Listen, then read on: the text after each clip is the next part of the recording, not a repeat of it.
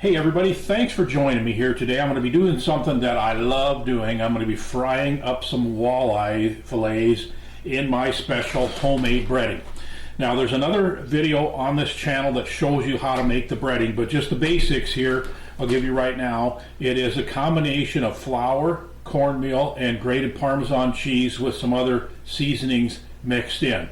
And these are some walleyes that my wife Sherry and I caught up in Canada, and in order to bring them back from Canada you have to have a piece of skin on that identifies the type of fish that you have. So the first thing I have to do here is take off this piece of skin off of each of them, and then we're going to bread them and fry them. There's a couple different ways you can do this. You can fry the fillets whole, or you can chunk them up into pieces and fry them in little pieces, and then you know, they're just more like bites that way, individual bites. So I like to do it both ways, but today I'm going to do it with the entire fillet.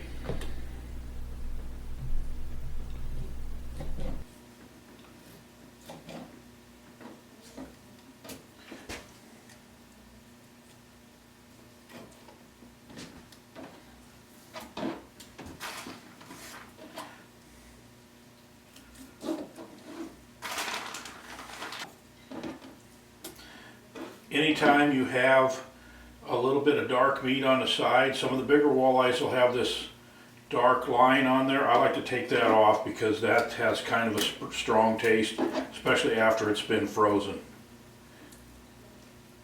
Okay, I'm going to start up my fire here, and I'm going to put enough oil in this pan, just enough to cover the fish. Now I like to use a cast iron skillet because it distributes the heat very evenly. And that should be about enough oil right there. I suppose this pan's about a third full.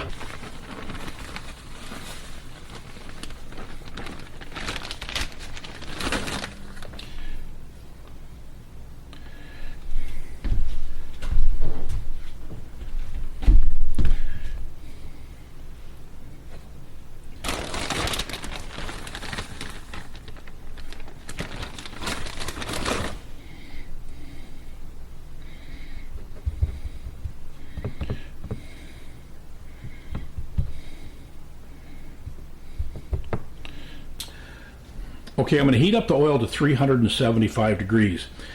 And this is an important number because if you get over 400 degrees, you have run the risk of burning your fish. In fact, if you get much over 400 degrees, you run the risk of having the oil start to smoke and possibly even create a fire.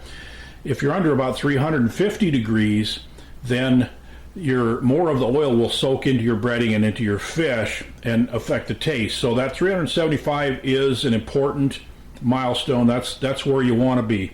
And you know, if you do it enough, you can kind of recognize the way the fish reacts when you put it in there, and you don't have to use a temperature gauge, a thermometer. But if you use a thermometer, that really helps you know, when you're kind of new at it. Now another thing is that when you put the fish in the pan, it will cool the oil down. So if you put a whole bunch of fish in all at once, you know, if you start at 375 degrees, you put a bunch of cold fillets in there, it can drop it down to 300 degrees or so.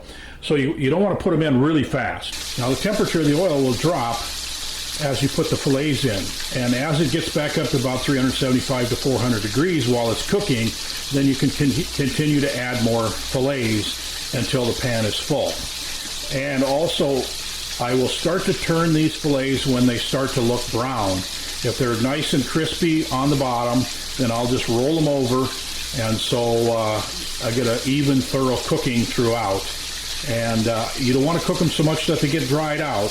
You just want to cook them to the point where it's nice and crispy on the outside, and fillets this size will be done all the way through with no problem. Now, if you're using a lot bigger fillets, you might have to cook them longer to get them done all the way through if they're really thick, or sometimes you can just slice them down the middle and so they're not too thick to cook thoroughly all the way through.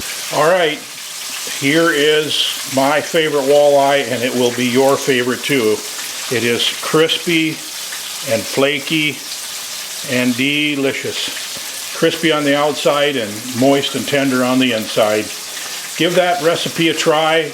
Do it the right way and you will love fried fish.